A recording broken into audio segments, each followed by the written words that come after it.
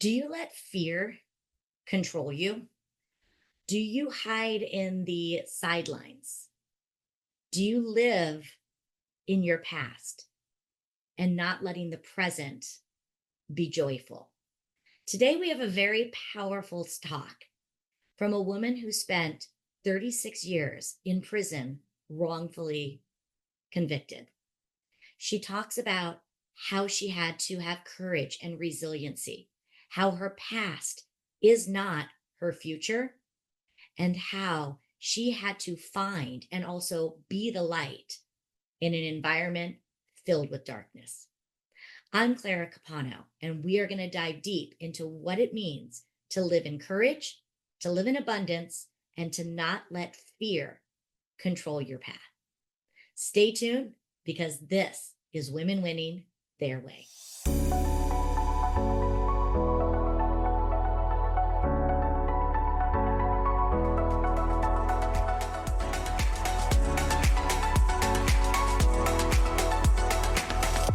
Well, welcome everyone to another episode of Women Winning Their Way. This is one I have been waiting to do for several months now.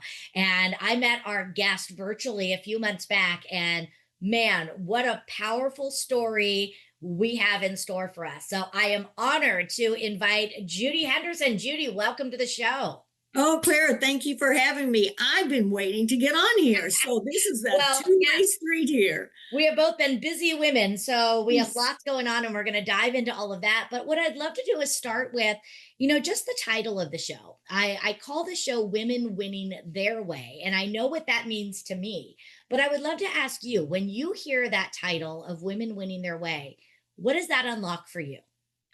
Oh, it unlocks power and courage and strength and resilience. It means so much to me because of my story, because of my journey. It's like you take this victim battered woman and you turn her into like a gorilla, have courage and bravery and fear no evil, because you know what? Fear does not have any room in my life anymore. Yeah. So I love winning. I love your title. It's awesome. I love it. Well, let's go ahead and let's start diving in, because you mentioned these words, fear, courage, resiliency. And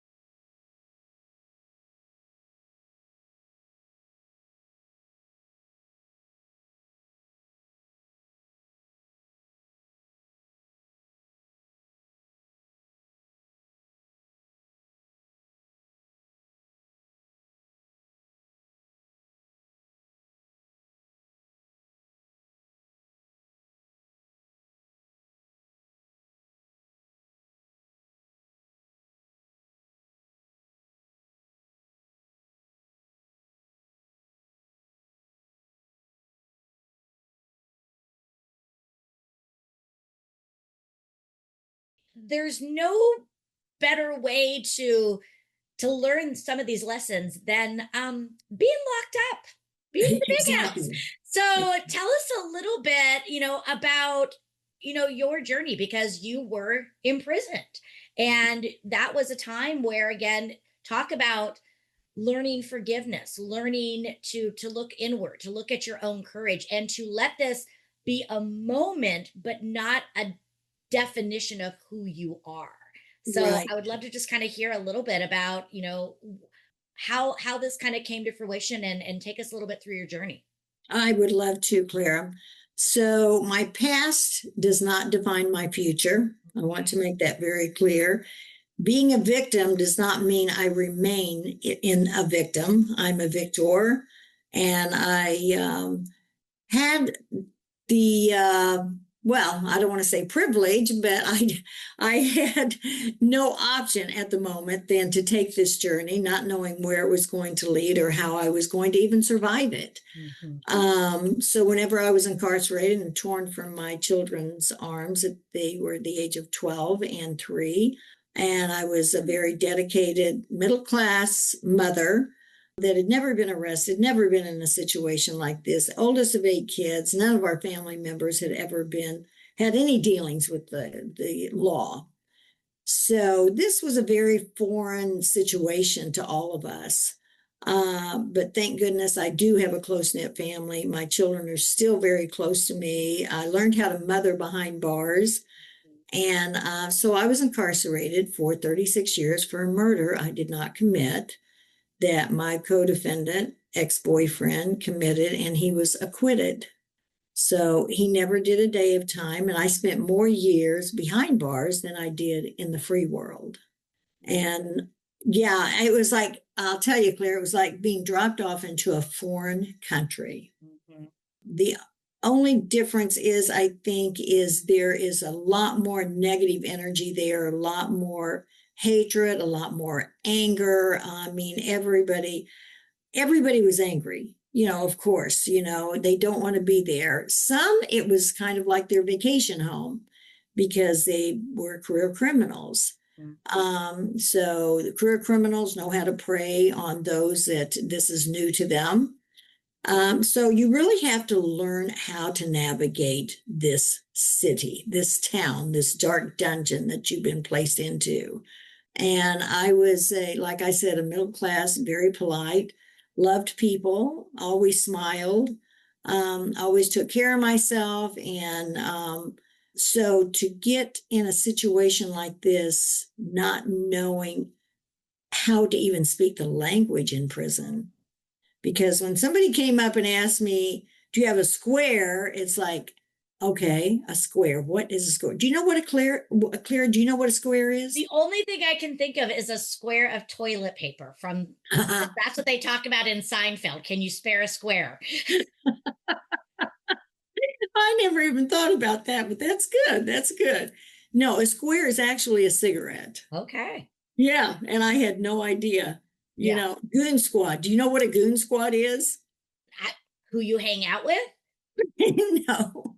It's the officers that are trained to come in and break up riots, Okay. and come in and tear your cells apart and all of this. So that's just a couple words of terminology that I had to try to figure out. Yeah. And so not only that, but the rules are so different. The language they speak, like I said, is different, and the SOPs, which is standard operating procedures, are policies that govern you. Right. So I had to figure out what those policies were, what those rules were. I didn't know you couldn't, what's out of bounds. If you're out of bounds, you can get a violation. Out of bounds is being maybe in the church and you're supposed to be in the school, or you're supposed to be in the dining room or some other place, so you can get a violation for that. Just crazy things like that you don't even think about. Right. And then my co-defendant, before he went to trial, he put out a contract on me. And he picked somebody that was in the county jail with us before I went to trial. She was there. And let me give you just a little rundown of, we both had the same attorney representing both of us. So that was a serious conflict of interest because the attorney could not adequately represent me and me be able to take the stand and tell the truth without it hurting his other client, which was my co-defendant. So I could not even testify. But my co-defendant was seeing 2 other attorneys on the side at the time, unbeknownst to me. And he fired my attorney, our attorney, once I was convicted, and the other 2 represented him. And he put a contract out on me for fearing that I would come back and testify against him. So that contract actually helped me establish myself in general population with everybody, all the offenders, because I had to, another offender told me about it, and I had to take it upon myself to do something about it before she did something about it, because she was a career criminal. She was known to carry a shank, which, do you know what a shank is? That I do know. Okay. Yes, yes. That's in Not movies. firsthand. I have to say, not firsthand experience with it, but yes. Yes. So she was known to carry a shank. So I had to take care of the situation, and I had to become violent and confront her. But that established to the general population, which is made up of all the offenders, that if you back me into a corner, I will come out fighting. I will do what I have to do to survive. So that kind of, it's sad to say that violence earns you respect. Right. But then you earn respect in other ways too, by helping other offenders, creating programs. And that's what I did. Right. When Yeah. I came to prison, I was, of course, very angry, but Right. I also had to figure out what got me here. What happened? Mm. What did That's I? interesting. Again, looking at that sort of personal responsibility, even though it wasn't your fault, what Mhm. kind of led you there? Right. I had to see what the red flags were. I had to look hindsight and see, what did I miss? What red flags did I should have seen, but I did not. Mhm. And so I had to do a lot of soul searching, but I also had to do a lot of therapy, because I didn't even know I was a battered woman at the time, because I'd never heard that term back then. Mhm. Like I said, I did more time in prison than I did out. So battered women, domestic violence, that was something that was hidden behind closed doors, and you didn't talk about it back then in the in the 70s and early 80s. So whenever I heard the term, I thought, oh my gosh, and the definition of it, I thought, well, that's me. Mhm. That's me. Now I got to figure out why my brain was wired so different than women that had never experienced this kind of violence on them. Sure. And so I had years of therapy, and I figured out that there's two things you can do with anger. You can either get bitter or you can get better. Mm. And I chose to get better. So I used that anger as fuel, mixed with the deep love I had for my children and my family, to find the courage to dig deep and start fighting for Mhm. my release. And so that fueled me to move forward. I became a certified paralegal, graduated with honors so I could understand the laws, the statutes that got me where I was at. Mhm. I looked, and I knew I had to start learning how to mother differently than what I had prior. And I looked at other offenders that were mothers, but they didn't know how to be mothers. Mhm. So I started programs for mothers and their children. We had to create manuals, curriculum, so they could learn how to parent. So we had parenting classes prior to visits, so they would know how to communicate with their children, not just on visits, but also over the phone. You can still have a good relationship. My daughter and I, her name is Angel, and we are super duper close. I love her dearly. I live only 10 minutes from her. And like I said, she was, 12 and 13. She had just turned 13 when I left. So I just found out recently, she would tell me everything. Some things I didn't want to know. Right. Like, yeah, some things were just like, oh my, I would break down in tears, and the sergeants would call me to the office. What's wrong? Why are you so upset, Judy? I said, my daughter just told me this and this and this and this. And they said, oh, that's all it is. And I'm thinking, what do you mean that's all it is? This is her teenage years. This isn't Right. supposed to be happening. Mhm. And and she told me, she said, Mom, you know what? I'm going to tell you a secret. The reason I always felt like I could tell you everything and we became so close because of that is I knew you couldn't ground me. You couldn't do anything. Right. So there's a little bit of safety on her part to do that. Yeah. So And I thought, yeah, there's so much in this messaging, and granted, and out of respect, your situation is at a much higher level. But I think that the average person who is following the show can still take some lessons from what you're saying. And so I would love to kind of dive into these, because you talk about this idea of you could be bitter or you could be better. You know, there are people who are still holding on to a past relationship where they were wronged, yes, a job where maybe they were fired from, or a promotion that they feel should have come to them. And they're holding on to that. What does holding on to this anger do to us? How does it rob us? And, from how did you see that impacting other people you were around? And what was it that taught you, I can't hold on to this anger?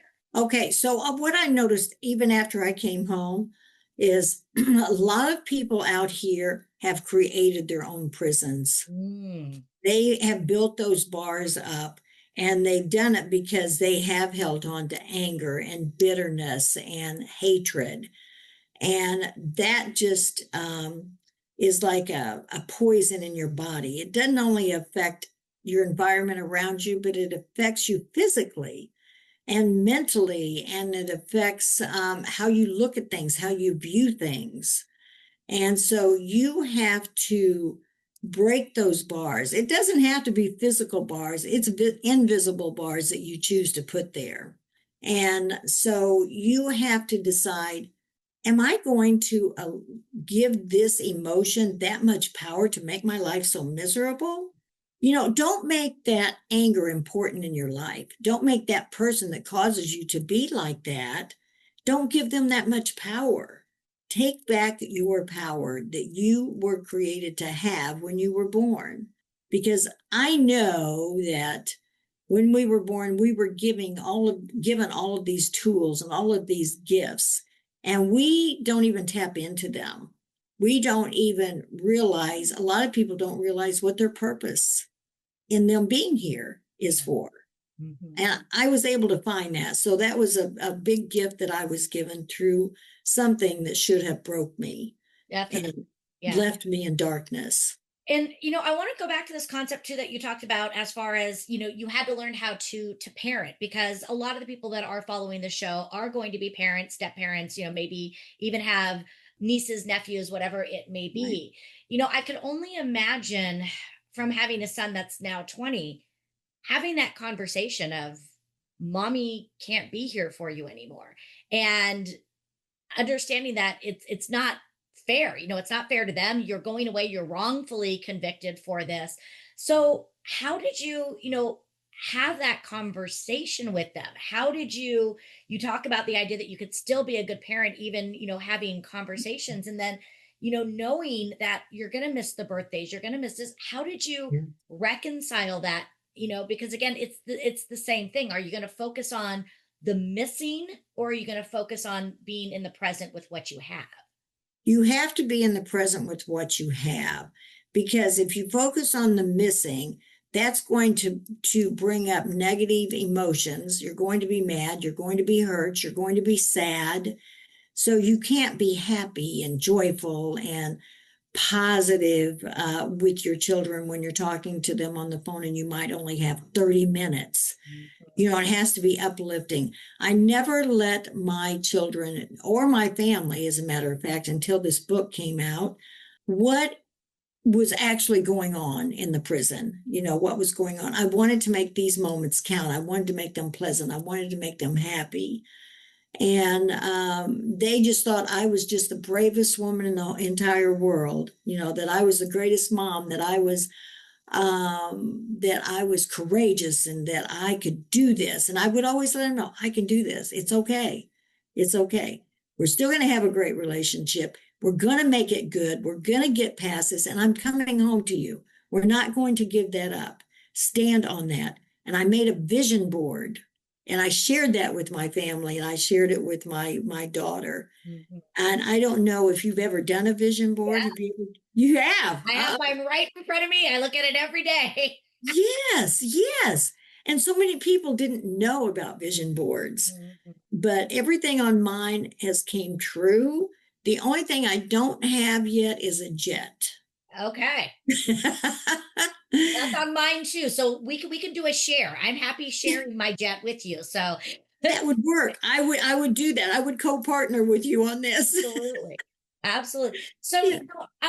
I think that there's so much value in that because again, whether you're on the inside or the outside, I think so many times we give up present moments Mhm. by letting the what we don't have take Right.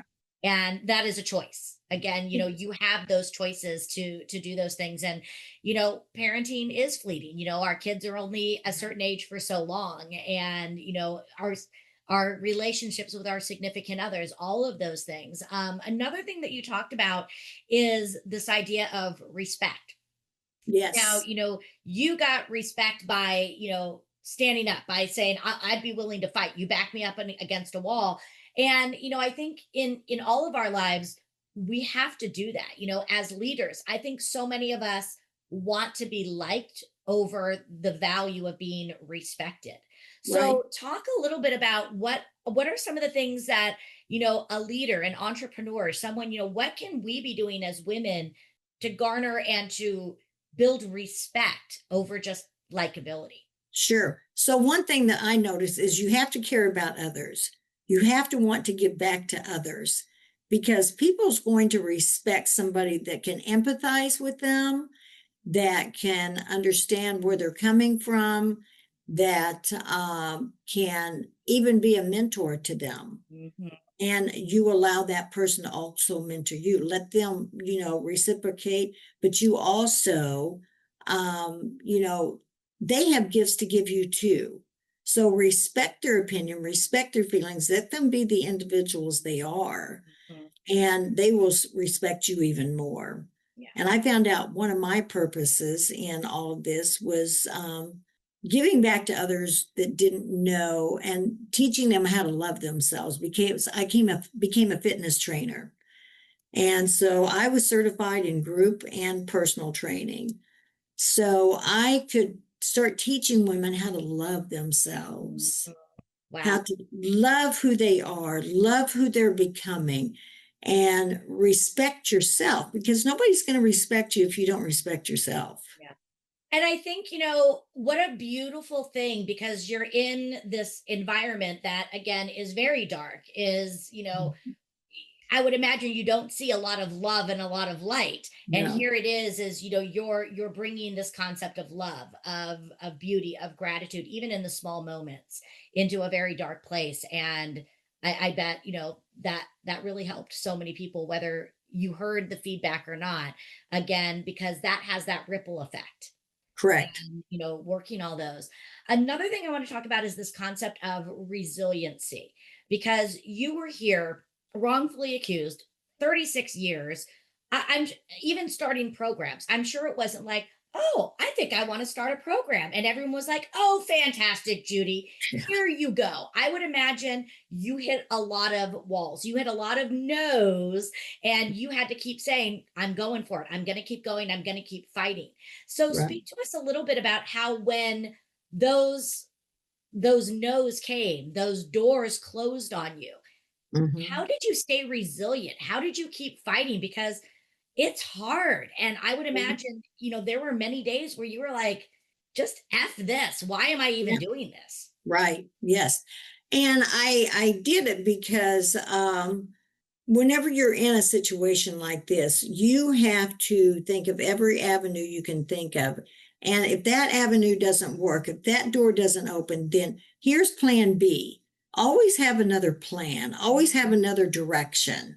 Like I had to build a team to be sitting here with you today, Clara, because attorneys, they don't know how to put clemency packets together that include a brief that goes to a governor that has the power to release you immediately.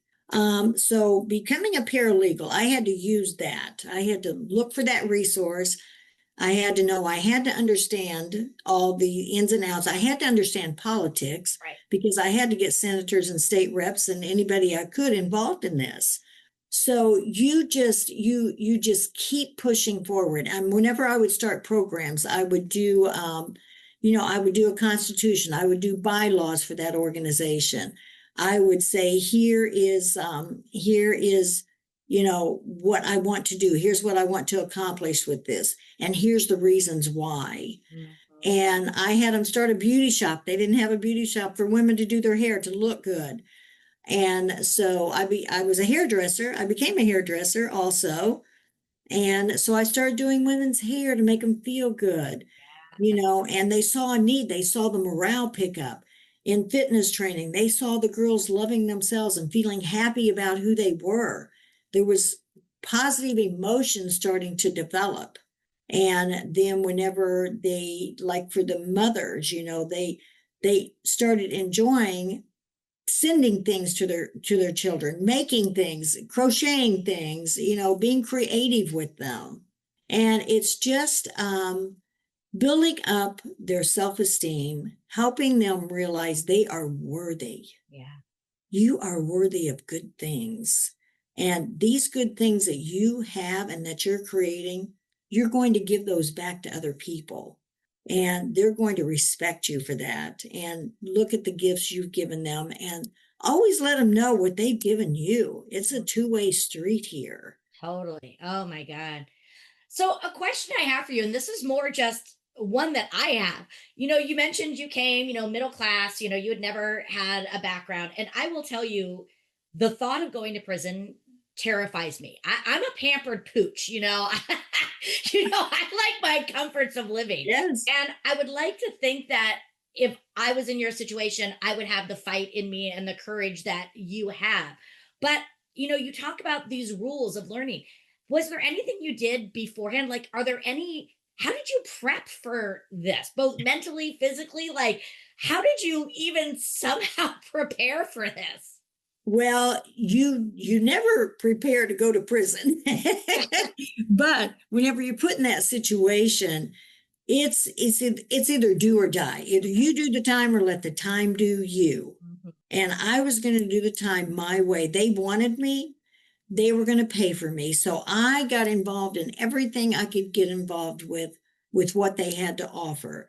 Any kind of college class, anything that was productive that I could see would be an asset to my life, or like the patch program, parents and their children. I wrote every politician to get funding Mm, because the prison system didn't have a lot of funding. yeah. And so if we wanted these programs, we had to have money coming in that's going to pay for these and show that here's what we can do. We can raise money. We can do walkathons in prison and get people to sponsor every mile we walk. And that money could go toward this program. Yeah. And then I would look for places like a mother's refuge, a maternity home for moms and babies burnt down accidentally. And so we had women that could crochet, we had women that could quilt. So we started gathering all these talents and all these resources and making these items, these gifts for the community. We wanted to give back to the community in where we came from. And so women saw how easy it was to learn these trades, and they became even more proud of what they could do. Yeah. All the talents that they now saw that they had all along, but it wasn't nurtured. And we have to do the same thing with our kids. Yeah. You have to see what their talents are and Yeah. nurture those talents. Love that. Oh my goodness. Yes. Judy, I could literally talk to you all day. And I think when you and I talked the first time, we talked for almost an hour because, Yeah. again, you are such a light and such a delight. And for those that are watching the video, I mean, you are beautiful. And I think a lot of that is because you are beautiful on the inside and you focus on helping other people. And I'm so grateful for this opportunity to be able to share your messages. And I know that there are some cool things that you're working on even now. You mentioned you had a book. So tell us a little bit about what's next for Judy. Oh, well, I'm flying here and flying there, doing shows and doing a lot of book signings, and we're talking about a movie in the near future. I love Yeah, I it. Okay, know. so who do you want to play you in the movie? Who's your dream You person know to play what? I'll tell you what, there's different people that said Jennifer Lawrence. We want Jennifer Lawrence to play you, or you? we want Charlize Theron to play you because she's so good at playing, Mhm. so many women's roles, no Yeah. matter what age or what was that one Monster, I think she Yeah. played in, where she Mhm. just transformed herself. Yeah. And they talk about different ones playing it, like what's the one that played in oh my gosh, what is it? Renee Zellweger. And yes, yeah, yes. I could see Her. that Yes. definitely. Oh my Yes. goodness. Well, anybody, it would be an honor for them to take your story and work with that. Now, what is the name of your book? The name of the book is When the Light Finds Us, From a Life Sentence to a Life Transformed. Okay. I love it. So beautiful. Thank And we're you. going to have how to get your book and everything in our show notes. Great. We want to be able to support you and share this because so many stories that are in there. And, again, thank you so much for being so willing to share and, to having the courage. And thank you for fighting. Thank you for Thank fighting, you. not just for yourself, but for fighting for those who maybe didn't know how to fight for themselves. Because I bet you were a true inspiration as much on the inside of the prison walls as you are now outside. And, thank you for being that for your children, your children's children, and for the other ones that are out there. And the last question that I have for you today is sitting where you sit today, learning everything that you've learned up to this point, how do you now define success for yourself? By facing your fear and doing it anyways. Get past that fear. I even got over the fear of snakes because I was not going to let any fear, I don't care what it was, rule me. Going to prison was fearful. Mhm. And I thought, okay, Judy, you got to stand up and you got to fight this fear and find the positives in this. Yeah. And that's what I did. And I did help get a lot of other lifers released before I got released by working on their clemencies. So it's been a joy. This journey's been hard, but it was a joy, and there was blessings along the way that I wouldn't have received had it not been for what I had to go through. Absolutely. Well, Judy, you are a true blessing. And I just thank you so much for sharing time with us today. Thank you. You're welcome. Thank you, Claire, for having me, and it's been such a pleasure. Okay, so Judy is a badass and she is a rock star. And I hope that I would be able to have that courage. And just even talking with her, it's allowing me to just even think about how I can show up and be a better version of how I live in fear in some areas and how I let anger, frustration rob me of the beauty that's in here. So, some of the things that she talked about is, don't create your own prison. Too many of us build up walls and live in our own prisons of fear. And let's break those walls down and make sure that we're creating our own path and living free. She talked about you can be bitter or you can get better. Bad things are going to happen. People are going to make you angry, and you're going to have opportunities that don't come easily. Are you going to hold on to the bitterness, or are you going to look at how can I get better? One of the things that she said that I thought was so powerful is when she said, listen, I know that I'm wrongfully accused. I know I didn't do this, but what was my role in getting here? What were some of the things that I didn't pay attention to? And I think that that is when we talk about humility, talk about doing that of what role did we play in creating this journey of doing that. Talk about respect. You got to gain respect. You got to fight for respect. And sometimes respect really comes from focusing on others, having that high level of emotional intelligence, that empathy of seeing how can I be kind? How can I show up for others? And that's a great way of doing that. She talked about resiliency. Here she was in prison, and rather than letting the time take her and take control over her, she's like, no, if I'm going to be in here, if I'm going to have to do the time, let's do it on my terms. How can I leverage this time to learn, to get degrees, to open up doors and other pathways? And I just think, again, what a beautiful message to have, because our life is here, our days are here, and they're going to come and they're going to go. Are we going to live our days on our terms, or are we going to give that power over to someone else? So, just what a joy and what a reflection and what a different way of reframing so many things that are in front of us. And I really hope that you listen to Judy and her words, and I encourage you, get her book. I cannot wait to get her book and to read it and just talk about how I can again start taking things back and doing things on my terms. So many lessons. Thank you so much for being here. I think that this is a show that needs to be shared. So I ask that you share this message, you share this episode with at least 5 others, because so many of us are living in our own prisons, and it's time to break free and start to make sure we're living on our terms. Because remember, it's our life and we can live it our way. I'm Clara Capano, and this has been another episode of Women Winning Their Way. Continue to like, follow, subscribe to the show, and let's make sure that we are paving the way for others to find beauty and light in their days as well.